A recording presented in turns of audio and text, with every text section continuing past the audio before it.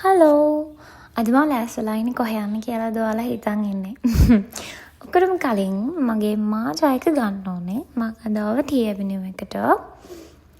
T Avenue එකේ ආලුතින්ම යාලා launch කරලා තියෙනවා ස්ට්‍රෝබෙරි මාජා එක. ඉතින් ඒකත් අරගෙනවා මම ලෑස්ති වුණා. අනිත් හැමෝම මේ දවස්වල යනවා වගේ බුක් ෆෙයාර් යන්න. මම අවුරුදු ගාණක් එක දිගට බුක් ෆෙයාර් යනවා. ඉතින් ඔයා බුක් ෆෙයාර් යන්න හිතාගෙන ඉන්න කෙනෙක් නම් මේ දවස්වල පොඩ්ඩක් රස්නේ වැඩි. ඒක නිසා කම්ෆර්ටබල් ඇඳුමක් අඳන් යන්න.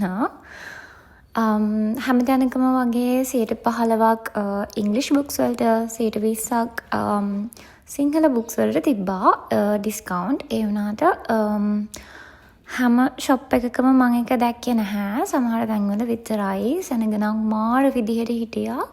සෙනග වැඩි වෙන රස්නේ තවත් වැඩි. පොත් බැලුවොත් නම් ජයා බුක් ෂොප් එකේ මගින් එකේ තමයි ගොඩක් පොත් තිබුණේ.